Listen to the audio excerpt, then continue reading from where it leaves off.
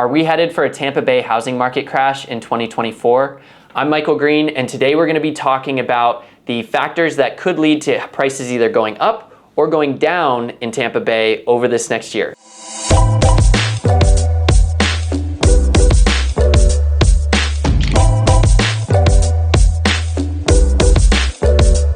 So let's get right into it. Okay, so actually before we get into it, so I really filmed this video about 3 or 4 months ago, and I think it was like April of this year, and I just got busy, didn't get around to releasing the video, and so I thought about remaking the video, but in doing that, I realized that it would actually be more valuable to you to kind of keep the original video and then add additions and updates as to where the market is at now relative to where it was when I originally recorded the video. So this video is actually going to be kind of like a time capsule to where pretty much everything that I addressed in the video when I originally filmed it was correct, still relevant, and still primary influences of the market and how it's gotten to where it is today. So I'll go through those things in the video while also then providing updates as to where we're at in the market now and where the market is likely going to be heading. So that said, if this is your first time to the channel, my name is Michael Green. I am a 4th generation real estate professional here in Tampa Bay. And with that said, I have seen the ups and the downs and the crazy markets. I have a really deep understanding of the inner workings of the market and what kind of drives the market in Tampa Bay. And it's my goal with this channel to provide you with the best information possible to help you understand the area and make the best decisions for you. So again, make sure to stick around for the whole video.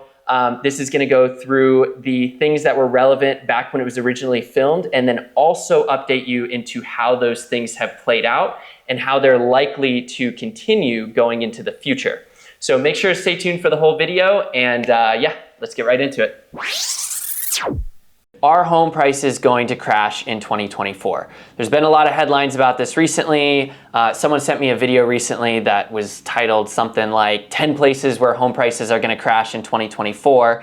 And the guy who has a huge following that made this video, he basically was, he singled out Tampa Bay and he said, oh my gosh, look at the inventory levels that are there. Housing prices are going to crash. Inventory levels have come up so much. Of course, with supply and demand factors, that's going to cause housing prices to go down. They're going to crash. But when you're only looking at inventory levels, that doesn't give you a full picture of the market and what's actually going on. So today we're going to talk about some of the factors that are influencing the inventory in the market, what that actually looks like, and if housing prices are really going to crash in 2024 in Tampa Bay. So the first thing that you're going to want to address when you're talking about inventory levels is the fact that inventory levels are actually normalizing. So one thing when you're looking at data points that's really important to take into account is the stretch of time that you're looking at. So if you were to look at an inventory graph of, say, 6 months or 12 months, you would see a pretty steep increase in the amount of inventory that's available in Tampa Bay. If you were only looking at that number, such as what this guy was doing in the video I referenced earlier, then you'd say, okay, inventory is going up like crazy. That means that prices are going to go way down. But the thing that just looking at that 6-month graph doesn't take into account is how crazy low the inventory levels were before. So ever since the pandemic, the whole Tampa Bay area has had exceptionally low inventory levels. There's been a huge amount of demand and very, very, very low inventory numbers. What has actually happened over the last 6 months to a year is that with higher interest rates and just affordability issues in general, houses aren't going off the market as quickly as they were before, and people are putting their houses on the market and they're staying on longer. So over a 3-6 month period of time, you're going to see the accumulation of houses on the market increase at a faster rate. To illustrate this, you might think of, let's say, a 3-month period of time where the average days on market is maybe 20 days. Let's say you've got a neighborhood, there's 3 different sellers that are going to be selling in that neighborhood. And so at the beginning of, let's say, a month-and-a-half long period, you've got the first seller puts their house on the market, it goes under contract in 15 days. The next seller puts their house on the market, it goes under contract in 15 days. And then the third seller does the same thing. And so in a month-and-a-half period of time, you don't really see a whole big change in inventory because houses come on the market, houses go under contract, and then the inventory pretty much stays the same. Whereas, let's say those houses are staying on the market for 30 days instead of 15 days. Home seller A puts their house on the market, and then when home seller B puts their house on the market, home seller A's house is still on the market. And now maybe home seller A, his house has gone under contract by the time home seller C goes off, but ultimately you're still going to have 2 houses on the market instead of 1 house on the market, just with that 15-day increase over the course of that month-and-a-half. Just because homes are staying on the market for longer, that's causing the inventory to increase. But really, inventory levels are normalizing. So when you actually look at the numbers and you look back before the pandemic, our inventory levels in Tampa Bay are still actually a little bit below where they were before the pandemic. You still have less inventory than you did before. And that's not by a huge margin, it's pretty close. But the main point to take away there is it's not like inventories are skyrocketing and we have way more inventory than demand. We really just have a normal amount of inventory because the inventory a couple years ago was extremely low and we had a huge amount of demand. So that's the one first thing you want to take away, is that inventory levels are actually reaching a point of normalcy where you still have a lot of demand in the market, but there's affordability issues, and so homes are staying on the market longer and you've got more normal levels of inventory. So once you have a better understanding of where the inventory numbers are actually at, you could then take that and think of it a couple ways. You could think, okay, well, but if inventory is rising, but you've got a lot of forced selling, people are going to keep selling their houses because maybe they need to sell, people aren't buying houses anymore, then yeah, that inventory rising, even if they are normal, could lead to home prices falling down.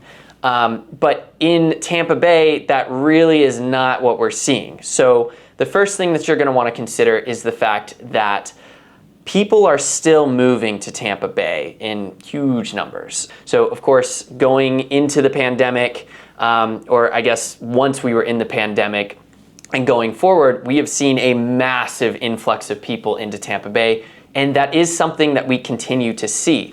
There already is a housing shortage, and so as long as you continue to see more and more people moving into the Tampa Bay area, that's going to keep upward pressure on the overall housing prices. Even if you see more inventory coming into the market, if you have more people that are moving in and there's already a housing shortage, that's going to support prices where they are. And depending on how much of that you have, as well as some other factors, it will affect if they're going to keep going up or what's going to happen. But with Tampa Bay specifically, we are still seeing a huge influx of people, and that influx is going to continue to support the housing prices as we see them now. The second thing that you're going to want to consider with Tampa Bay is the amount of equity that homeowners actually have in Tampa Bay. So the video I was referencing before, he kind of made the case that like people are forced selling their homes and everyone's getting out of there, and it's just not true. The reality is that homeowners here, especially if you've owned a house for more than 3 years, have a substantial amount of equity in their house. For someone that bought a home, let's say in 2018, 2019, or even if you bought it in like 2020, 2021, your home value has gone up significantly in that period of time. And about 50% of all mortgage holders actually have positive equity in their home, which means that they have more equity in their home than they owe to the bank. And that's a situation where if someone did need money, they can take a loan out on their house. They're in a pretty strong financial situation to where they're not going to be forced to sell. And if they did want to sell or did need to sell, they're not going to be in a situation where they're just going to, get what they can for the house because they just need to break even. No, they have a lot of equity in the house, and people are in a strong financial situation. And going along with that is the third thing that is really important to take into account, is that over half of people that hold a mortgage now have a 2, a 3, or a 4 as the first number in their mortgage payment, meaning that people have like a 2 to maybe mid 4% interest rates on their mortgage payments, which means that their mortgage payments are much more manageable than if you were buying a house now. So even though housing prices have gone up, if you bought in 2020 or you bought in 2018 or you bought 2015, you've owned your house for 10 years, you're in a situation where your housing payments are very manageable. Yes, they've gone up for everyone else that's looking to buy a house, and housing prices have gone up, but you don't really want to sell because you have a pretty manageable price on your mortgage payment, and you have a lot of equity in your house. So you're not really forced to sell at all. And that's going to continue to constrain inventory, most likely. But also it goes to show that no, sellers are not being forced to sell. That's going to force a lot of inventory in the market and ultimately cause prices to crash. And those are also factors that are going to continue to support prices and likely support price increases. On top of that, another really important consideration is how many people are purchasing homes in cash. And in Tampa Bay, that number in the last few months is almost 50%, which is a huge percentage of homes to be purchased in cash. And what that indicates is how volatile the market is going to be and how dependent it is going to be on interest rates. So if most homes are not being purchased with cash, as interest rates go up, or as they're kept high where they're at now, you're going to see just less affordability overall because there's less people that can buy homes. But in the situation we're seeing in Tampa Bay, where yes, the people that are financing a home, it's a lot less affordable for them to be able to finance a home, but 50% almost of the people that are buying homes are still buying in cash. That is still keeping the demand up, and that's keeping upward pressure on the value of homes and the likelihood that they're going to continue to appreciate over time. Because going back into what I was saying about the amount of people that are moving into the area, if a lot of those people are in very strong financial situations and they're buying homes in cash, that's going to support the demand that we've been seeing in the housing market in Tampa Bay. So all of those factors are factors that you really want to take into account when you're hearing all these doomerism things that are related to, inventory levels, home prices are going to crash. When you look at the full picture in Tampa Bay, it really doesn't look like that at all. What I think we're likely to see more so is we're probably going to see, as housing affordability is in a very tough spot. We're in a spot where if you are getting a loan, housing affordability is almost at an all-time low. There's very few times in history where it's been this hard to afford a home. I think as long as that stays the case, and as long as interest rates are held where they are, or even if they were raised, we have those affordability issues, we're gonna see home values just increase or stay pretty level relative to what they were. I mean, when you were looking at 2020 to 2024, you saw housing prices increase really dramatically. And I think you're just going to see that level off. But as long as those factors that we were just talking about continue to stay constant, if you're still seeing people move in, if you're still seeing a lot of people with a lot of equity in their homes, if you're still seeing a lot of cash purchases, that's going to support the home values, and it's going to cause home prices to continue to rise. It might be slower than it's been, but again, home prices rising at a relatively slow rate is normal. These crazy gains that we've seen from the pandemic or since the pandemic are not normal home price increases. And in areas that maybe don't have the factors that Tampa Bay has, you might see some decreases. But overall, if you look at any metrics nationally, not even just looking at Tampa Bay, all of the predictions going through the year are saying that we're going to see home values by the end of the year continue to increase year over year. It's going to be more modest increase than we've seen, but they will increase. So with all that said, we still want to take into account some of the factors that could contribute to the softening of the market and factors that could cause a decrease in home prices over time. So some of those factors are things that we've already discussed. So if people were to stop moving into Tampa Bay, if less people were purchasing with cash, if you were seeing less home equity and more people that were being maybe forced to sell, those are going to be factors that are going to contribute to the overall softening of the market. But outside of that, there are a few other things that we're going to want to consider. One of those being, of course, you've got geopolitical tensions and it is an election year. And so the reason that those could have an effect and that they're things that you want to consider is just because of the overall unpredictability on the global economy and the US economy that those kinds of things can foster. So when you have geopolitical tensions, you have an election year, and we're in a very split time in the US. Different tensions, different things that could happen could result in uncertainty. And so it's something to take into account when you're looking at, okay, what could happen in a year? Something you want to consider. Second thing is inflation and interest rates. So those things kind of go hand in hand. If we're going to continue to see higher rates of inflation, if inflation stays really sticky and it's staying at the rate that it's at, or if it were to increase from what we've been seeing with the improvement, then we're likely to see interest rates increase or probably stay the same. With the numbers that we're seeing and the things that we're seeing right now, it seems like the interest rates are probably going to stay the same for a period of time, and then maybe start to go down a little bit.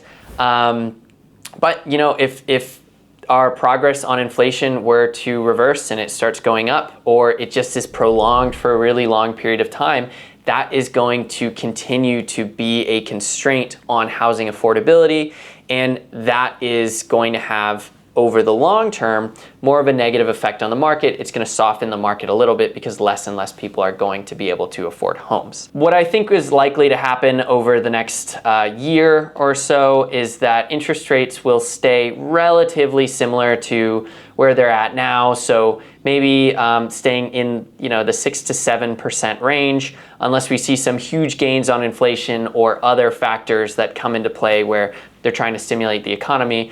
But as long as we're seeing things similar to how they are and inflation is slowly coming down, I think we're going to see that 6 to 7%, which is going to keep housing affordability or housing unaffordability pretty high.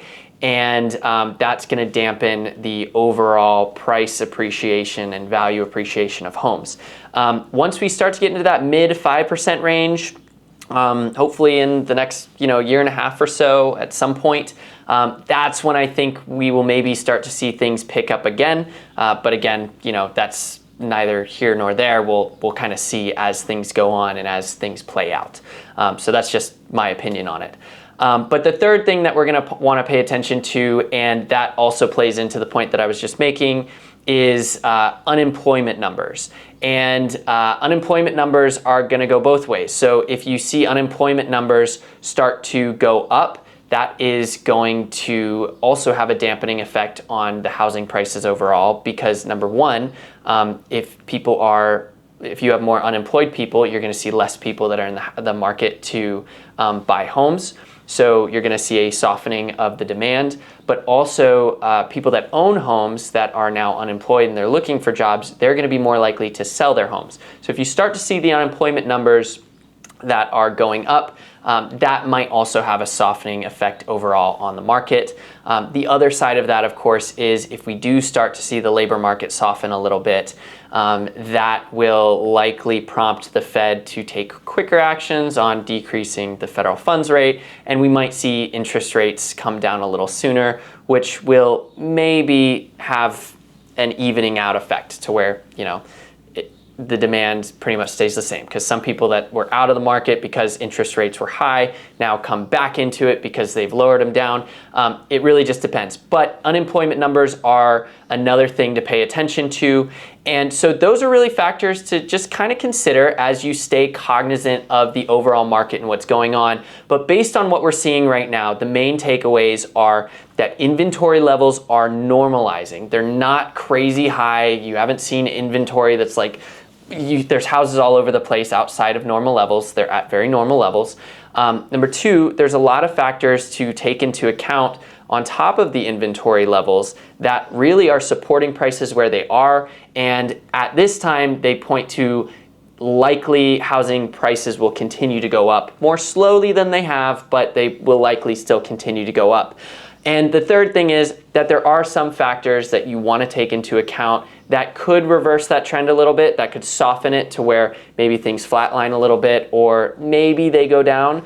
But those are just things to take into consideration when you look at the overall market and things that could happen in the next year. So those are some of the biggest considerations to take into account when you're thinking about where the market is today, as well as where it's going to go for the rest of the year. I don't think we're going to see housing prices crash in Tampa Bay in 2024, regardless of all the doomerism videos and the people trying to get you to click on their articles, videos, all of that. Based on the data we have now, it doesn't really point to that.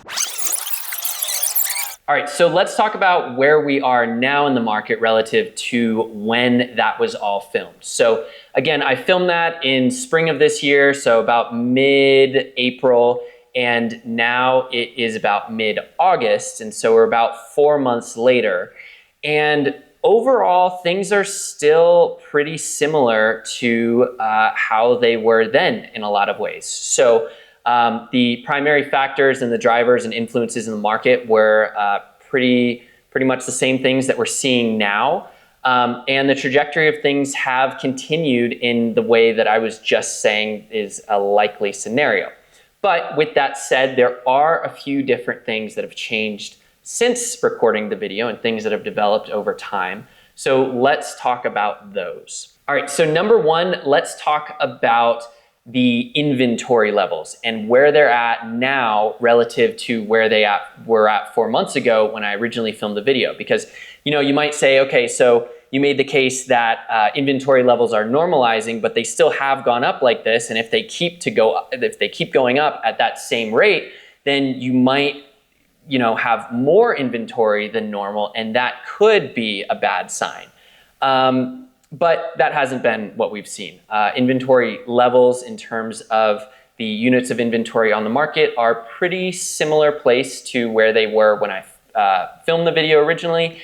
They went up a little bit over the next couple months after April, and now as of July, we pretty much are at a very similar number to where we were back in April. So again, that is pretty indicative of a more normal market, not anything that's super alarming. And in addition to that, something that is also useful to, another metric that's useful to pay attention to when you're looking at inventory is the months of inventory that's available. And this isn't something that I had discussed previously, but it gives you a even broader picture of the market and what the market looks like with regard to inventory beyond just the number of units that you have available. And the reason for that is because the months of inventory tells you, okay, so based on the amount of housing units that are available, are there buyers for them? Are there people that are actually buying these homes when they come available on the market? And so how it's calculated is you look at in the previous month, how many homes sold. So how many buyers were in the marketplace and how many homes were sold. And then you divide the current number of homes that are available on the market by that number. And so what that indicates is that if you have very few buyers, you have very few closings, and you have a lot of inventory, and the months of inventory is going up and up and up, then that's a little bit more concerning, because that means that you do have increases in inventory and you don't have any demand there and any buyers for that inventory.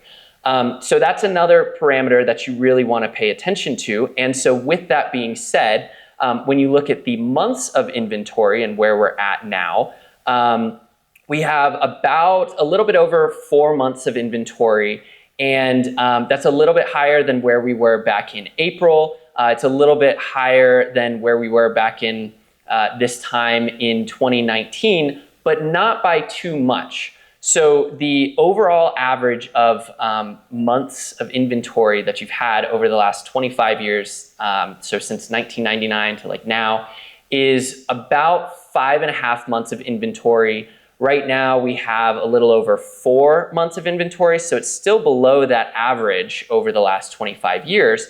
And it's gone from about 3 months to about 4 months in the last couple months. And in my opinion, and from working with different clients, I think that a big part of that is just it's becoming more and more clear that there's going to be rate cuts soon.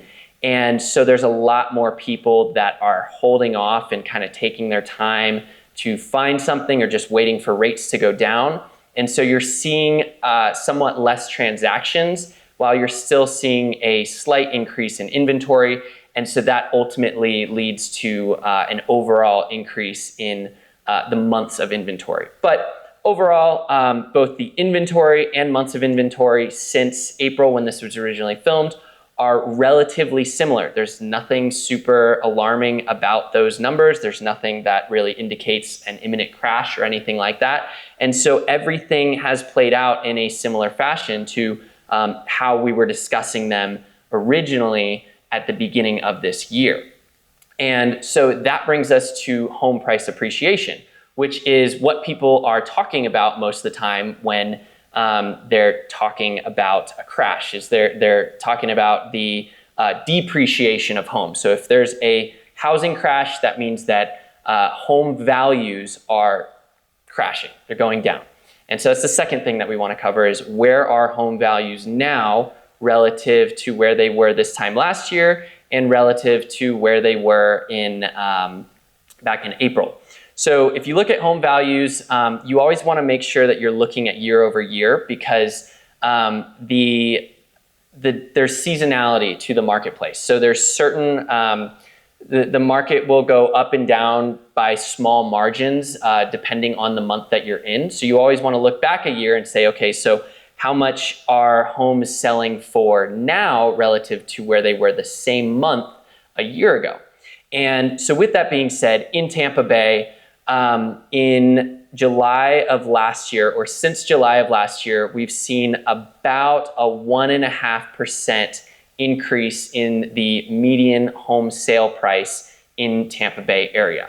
And so what does that mean? So that means that things have pretty much gone in line with what I was saying before when we were talking about appreciation and inventory levels, which is given the different factors that we were talking about, things are gonna level off and it's gonna be kind of more level. You might see some modest appreciation in values going up, but it's not gonna be anything super crazy. There's no indicators that you're gonna have a skyrocket in price. And over the last 4 months, that's exactly what we've seen. We haven't seen housing prices crash. We haven't seen housing prices skyrocket. We have literally seen pretty much exactly what I was saying, which is just kind of a leveling off to where you've got pretty modest growth year over year. And so that's kind of where we're at with regard to appreciation. And it's important to be clear about what we're talking about here, especially because, so right now being in August, I've started to see a lot of headlines about home prices are falling, especially in Tampa Bay. Tampa Bay has had a lot of price decreases. And it's important to be very clear with what we're talking about here when you're reading an article or talking about price decreases, because a lot of people will confuse price decreases with depreciation of homes, and that is not necessarily the case. Now, price decreases can lead to depreciation, but price decreases do not mean that there is depreciation of homes. So while we have seen a lot of price decreases over the last number of, really just over the last year since interest rates have been held high, the price that homes are actually being sold for when they do close is still higher than where it was a year ago. So how does that happen? Well, what's happening is home sellers are still pricing their homes too aggressively. So they're still pricing it too high relative to where the market is actually going to purchase their home at. And so they're pretty much being forced to decrease the price of their home until it's at a price that agrees with the market and to where it actually sells. But when it sells, the market data is showing us right now that it's still selling at a higher price relative to what it would have sold for a year ago. And not by a huge margin, but it's still selling at a higher price. So that said, it's important when you're looking at news headlines, when you're talking to people and people are like, oh yeah, I see housing prices are going down. A lot of the time people have that confused with like the prices are going down, so I'm gonna be able to get a house for cheaper than I was before. But in a lot of cases, and especially with what we've been seeing more recently, it's really been that you've seen a lot of sellers that are pricing their homes too aggressively, and they've been forced to bring it down to where the market's at. And so when you're talking about home price appreciation, that's pretty much where we're at. We've seen modest appreciation depending on how things play out going forward. We're probably going to see that similar kind of trend, but that is something that is pretty similar to where it was when we were talking about it back in April. And so that's pretty much the state of price appreciation. So that brings us to the third thing, which is geopolitical tensions and it being an election year and how that's developed over time since April when this was originally filmed, what's kind of happened, what seems like it might happen.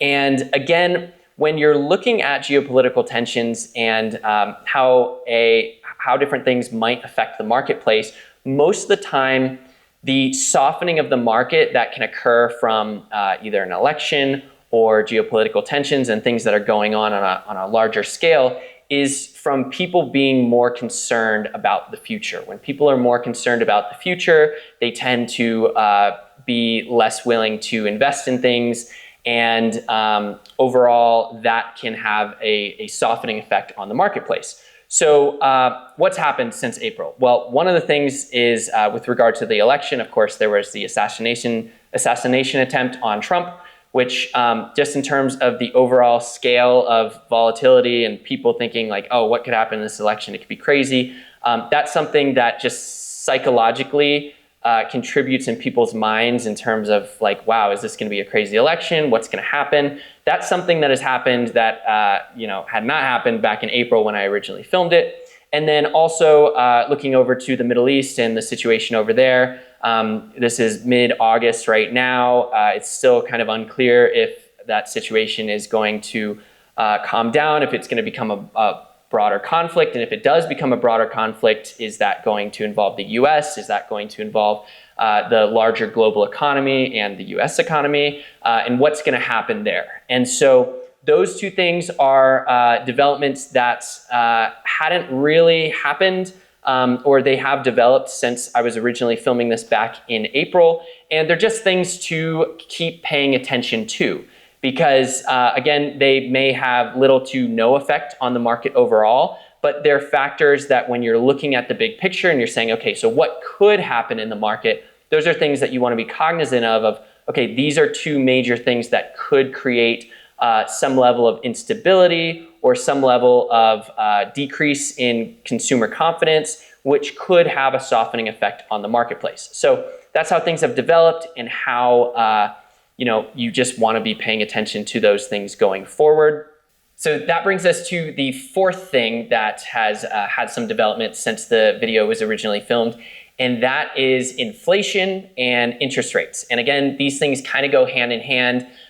When the video was originally filmed back in the springtime, we were in a situation where it looked like interest rates could stay steady for a really long time. It seemed like we were making progress on inflation, but there were people like Jamie Dimon, the CEO of JP Morgan, that was saying it actually looks like inflation might be stickier than we think so. It might stick around for longer, which would then cause the Fed to either hold interest rates where they were or raise interest rates, both of which would have an overall more harmful effect to the economy overall. But since then, what we've seen is we've continued to see improvement in the overall inflation numbers. The most recent CPI and PCE numbers have been, I think the CPI was around 2.9% and the PCE was around 2.5%.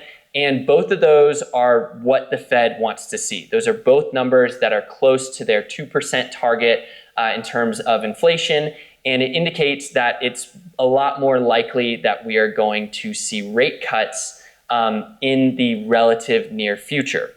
And so when you see inflation come down and you see rate cuts, that typically is also going to translate into the mortgage rates. And you're going to start to see mortgage rates come down. And that's a good sign overall. So that means that affordability is likely to improve. And you might also start to see more and more people come into the market relative to how many have been in. So kind of like I was saying before, where it seems like there's a lot of people that now that they see, okay, so it seems like the interest rates are coming soon, or the interest rate cuts are coming soon. We're going to hold off until then. It looks like those are pretty imminent. And so, but that said, the current state of interest rates and where they are is still pretty similar to where they were back in April, which is closer to that 6.5%, 7%. And even if we do see an interest rate cut, it looks like it might be slight. It's still probably, the first one at least, is still probably going to keep us around the 6 to 7%. And how that plays out is really going to depend on the labor market, some of the other things that we've talked about. If there's an overall softening of the economy, maybe due to the election or geopolitical tensions, or a weakening of the labor market, things like that, to where the Fed starts to decrease rates a little bit quicker, then we might start to see the interest rates come down a little bit faster, which might bring more people into the market. But that is really to be seen. At this point, the interest rates are still in the 6.5%, 7%. If the labor market still is showing a lot of resiliency, then we're probably going to see a relatively slow decrease of interest rates. And that is going to pretty much prop up the same conditions that we were talking about before, which is where you just see slow appreciation or pretty much flatline. It's nothing crazy. You're not seeing huge price gains. You're not seeing huge price decreases. Things kind of stay within a certain margin of just a slight decrease. So yeah, so that is to be seen. And what we really are going to be paying attention to now is the labor market, because one of the things that has gotten some investors a little bit more concerned more recently is the labor market seems to be softening. And there's two sides to this. So to one degree, the labor market softening is something that the Fed looks at, and the Fed looks at and says, okay, so the labor market softening often coincides with inflation easing as well. So that means that inflation is likely to keep going down. But if the labor market softens too much, that can ultimately lead to circumstances that lead to a recession. And so if we deal with a recession, then that can lead to a softening of the market as well. Over the last number of months, so since the video was originally filmed in the middle of April, the labor market was showing a lot of resiliency then. We've seen the economy continue to grow since then. The most recent numbers are kind of mixed. So in some ways, it shows that the labor market is softening a little bit, but there's certain sectors of the labor market that have strengthened. So that is one of the main things that you're going to want to pay attention to going forward. And as we look into what is likely to happen in the next coming months for the rest of 2024 in the overall economy and in the housing market where prices go, is the labor market really going to soften? If the Fed starts to decrease rates really quickly, and that stimulates the economy a little bit more and that improves the labor market, then which I think is probably one of the most likely scenarios, or maybe we go into a very light recession, but nothing too crazy. If we see that, then we're gonna pretty much probably stay on the same trajectory that I was talking about, where you just see that modest appreciation. If you start to see significant cuts to the interest rates because the labor market's slowing down, or there's other things like that, then you might see prices come up a little bit more quickly, because people that again, the people that own property and the people that are in stronger financial situations can pay more for a house now, and that will translate into higher prices, higher dollar amounts overall. So those are just the main things that we're going to want to pay attention to. We're going to want to pay attention to where home price appreciation is at, if the interest rate is staying in a place that, or if the inventory levels are staying at a normal level, if home price appreciation is staying modest, or if it's kind of leveling out. We're going to want to still pay attention to geopolitical tensions, and as well as interest rates, inflation, and what's happening with the labor market.